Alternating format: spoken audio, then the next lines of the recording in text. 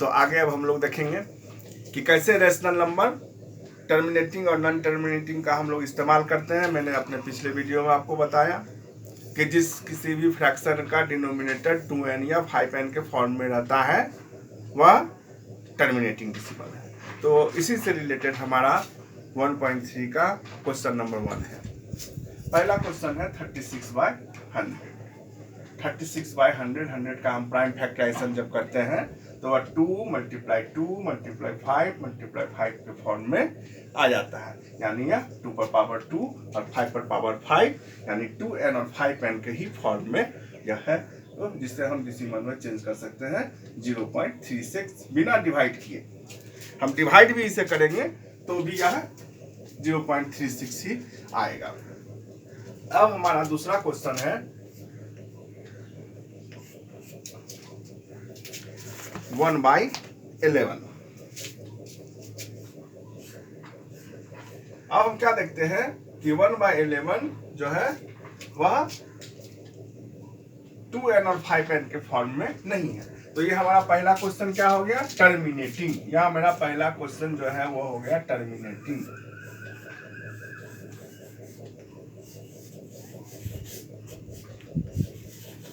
और दूसरा क्वेश्चन क्या है, क्योंकि यह 2n और 5n के फॉर्म में इसका डिनोमिनेटर नहीं है, इसीलिए यह क्या हो गया, नॉन टर्मिनेटिंग। बस हमें इसी को लिखना है, नॉन टर्मिनेटिंग।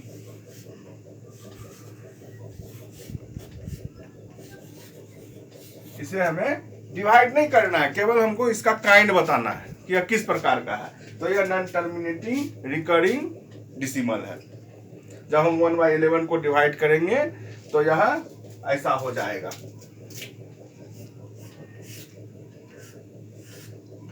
0.0, फिर यहाँ 0 दिए 100 आ गया, फिर 9 बार में लगाएंगे 99, 1 बचा, फिर यहाँ पर 1 0 तो वैसे ही आएगा, फिर 1 0 यहाँ देके दूसरा 0 बैठाएंगे तो फिर यह 100 हो गया, फिर यह 9 हो गया। इस तरह से हम क्या देखेंगे कि यह जो है सो 090909 होते चले जाएगा।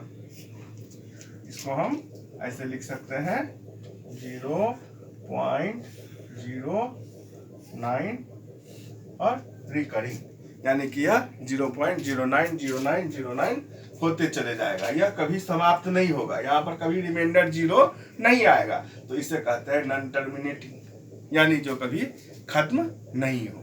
तो आशा है कि पहला क्वेश्चन आप लोग आसानी से बना लेंगे और समझ जाएंगे कि कौन सा जो है यह टर्मिनेटिंग है और कौन सा टर्मिनेटिंग नहीं है। बिल्कुल आसान ही क्वेश्चन है। तो क्वेश्चन नंबर 2 हमारा दिया हुआ है 1/7 का वैल्यू दिया हुआ है कि 1/7 = 0.142857 रिकरिंग। ये 0.142857 ये 142857 होते चले जाएगा। 1/7 का ये मेरा वैल्यू दिया गया है और हमसे पूछा जा रहा है 2/7, 3/7, 4/7, 5/7 का वैल्यू। तो यह बिल्कुल ही आसान क्वेश्चन है। जब 1/7 का वैल्यू दिया हुआ ही है तो 2/7, तो 2 × 1/7 क्या हो जाएगा, 2 × 2 और 7/7, 2 के नीचे 1 है तो 2/7 = 2 × 1/7।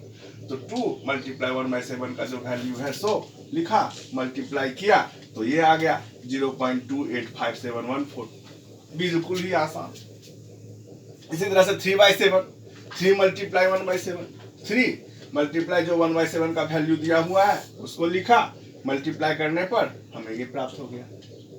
अब खुद ही आप 4/7, 5/7 जितना भी है क्वेश्चन में दिया हुआ कर सकते हैं। चलिए अब हम लोग क्वेश्चन नंबर 3 बनाते हैं।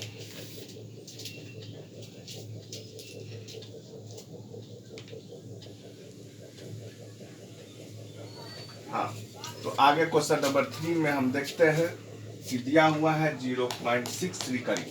इसे हमें फ्रैक्शन में चेंज करना है, रेशनल नंबर में लाना है। तो इस क्वेश्चन के लिए बिल्कुल ही घबराने की आवश्यकता नहीं है, बहुत ही आसान क्वेश्चन है। जो भी हमारा ये क्वेश्चन दिया रहेगा, जो भी क्वेश्चन में रहेगा उसे हम x मान लेंगे। 0.6 दिया हुआ है 0.6 को x मान लिया, लेट x इक्वल टू 0.6, इसका मतलब क्या हुआ 0.6666। अब क्या है, हमें इस 6 को जो भी नंबर दिया गया रहेगा उसके डिसिमल वाले हिस्से को, डिसिमल पार्ट को होल में लाना है और डिसिमल पार्ट के, डिसिमल के बाद का जितना भी नंबर है दिया हुआ उसे 0 में बदलना है। तो हम इसके लिए क्या करते हैं, इस x को 10 से मल्टीप्लाई कर देते हैं, यानी कि 10x इक्वल टू क्या हो गया, 10 मल्टीप्लाई 0.6 इक्वल टू 6.666, ये चलते चले जाएंगे। अब इस 10x में हम x को माइनस कर देंगे, 10x में x को माइनस कर दिए, 10x equal to 6.666, x equal to 0.66, minus करने पर क्या प्राप्त होता है, यह कुछ भी हो या कुछ भी हो 0 ही होगा, और क्या प्राप्त होता है 6, यहाँ 9x इक्वल टू 6, तो x इक्वल टू 6/9, 3 से इसको डिवाइड किया, 3 2 जा 3 3 जा 2/3, x इक्वल टू क्या आंसर आ गया 2/3। अब कोई भी नंबर आप बना सकते हैं, फिर भी मैं क्वेश्चन नंबर 2 भी आपको बतला देता हूं। तो क्वेश्चन नंबर 3 मेरा दिया हुआ है, 3 का क्वेश्चन नंबर 2, ये क्वेश्चन नंबर 2 है, ठीक है, 0.47 पर यह रिकरिंग लगा हुआ है, हमने तुरंत बताया है, इसे x मान लेंगे, x इक्वल टू 0.47, इसका अर्थ हुआ 0.477, केवल देखिए ध्यान दीजिए, केवल 7 पर यह रिकरिंग का दिया हुआ है, केवल 7 पर, तो 7 ही रिपीट होगा, रिपीटिंग है 7 रिपीटिंग, तो 0.47 का मतलब हुआ 0.47777। अब हम क्या देखते हैं, 10x करने पर 0.47 को हम जब 10 से मल्टीप्लाई करते हैं तो आता है 4.7777।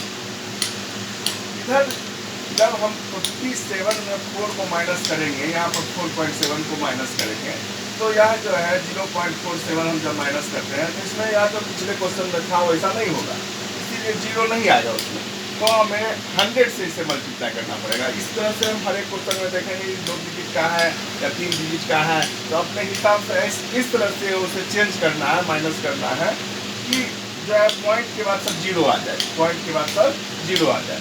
तो इसमें 100 से जब हम मल्टीप्लाई करते हैं तो यह हो जाता है 47.777। अब 100x में हम 10x को माइनस कर देते हैं, 100x इक्वल टू क्या है मेरा 47.777 और 10x क्या है मेरा 4.777। इसे जब हम माइनस करते हैं तो यहाँ जब ध्यान से देखिए, नोटबुक में उतार लीजिए आप, क्या आ जाता है 43.00, तो 90x equal to 43.00, x equal to 43/90। आशा है बिल्कुल अच्छी तरह से आप लोग समझ जाएंगे। और अब जितना भी क्वेश्चन है इसमें बुक में, आपके इस बुक में, इसमें 1 से लेकर क्वेश्चन नंबर 7 तक आशा है बिल्कुल ही आप लोगों से बन जाएगी। क्वेश्चन नंबर 8 है कि find 3 different irrational number between 5/7 and 9/11। ठीक है, ये क्वेश्चन नंबर 8 जो है थोड़ा अलग है, इसे मैं बताता हूँ। 7 तक आप लोग खुद बनाइए, ये आप समझिए होमवर्क दिए हैं। हाँ, तो क्वेश्चन नंबर 8 है कि find irrational number between 5/7 and 9/11। 3 irrational number between 5/7 and 9/11। तो 3 इरेशनल नंबर बिटवीन 5/7 and 9/11। तो हम सिंपली जो है सब 5/7 का डिसिमल के 2 पॉइंट तक निकालेंगे, इसी तरह 9/11 का वैल्यू हम डिसिमल के 2 पॉइंट तक निकालेंगे।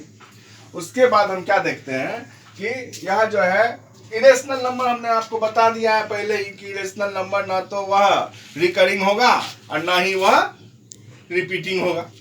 तो अब इसमें 3 नंबर के लिए बिल्कुल ही आसान है। अब 0.720 जो आपके मन में नंबर आए, अपना बर्थडे लिख दीजिए, कुछ भी आप अपने मन से लिखते चले जाइए, कोई भी नंबर जो भी आपको मन में आए 3-4 तो लिख दीजिए इरेशनल नंबर के लिए, और लास्ट में केवल जो है सो इस तरह से डॉट डॉट डॉट डॉट डालना नहीं भूलिए, कोई भी आपका रॉन्ग नहीं करेगा। ये फाइंड 3 नंबर क्या इसमें है, ये 0.71 है, 0.9, इसके बीच में आप तो खुद समझदार हैं। 0.71 के बाद क्या होगा, 2 होगा, 3 होगा, 4 होगा, 5 होगा, 7, इस तरह से आप 0.9 तक जा सकते हैं। इनफाइनाइट नंबर लिख सकते हैं इसके बीच में, 3 ही तो बोल रहा है। कुछ भी लिख दीजिए, बुक का आंसर कुछ भी रहे, उससे कोई प्रॉब्लम नहीं है। इसमें आप कुछ भी लिख दीजिए, 7-2 के बाद अपना बर्थडे लिख दीजिए, किसी का पापा का बर्थडे लिख दीजिए, भैया का बर्थडे लिख दीजिए, जिसका भी जो मन हो, टीचर का बर्थडे लिख दीजिए, स्कूल का रोल नंबर लिख दीजिए, कुछ भी लिख दीजिए, ये सब चलेगा। लास्ट में ये डॉट डॉट डॉट डालना नहीं भूलना है, ठीक है। तो अब हम लोग यह उम्मीद करते हैं आपसे कि अब 1.3 एक्सरसाइज आपसे बिल्कुल ही बन जाएगा, सब पूरा क्वेश्चन बन जाएगा, और आप मेरे चैनल को जरूर पसंद करेंगे और इसे सब्सक्राइब करेंगे, जिससे कि आने वाले वीडियो का नोटिफिकेशन आपको मिलता रहे। क्योंकि मैं अब पूरा बुक ही बनाने वाला हूँ, लॉकडाउन में करूँगा क्या, पूरा ही बुक जो है NCERT क्लास 9 का बोर्ड पर बताने वाला हूँ। तो कृपा करके आप लोग इसे सब्सक्राइब कर लें, मेरा आपका दोनों का फायदा है। Thank you for watching this video. नमस्कार।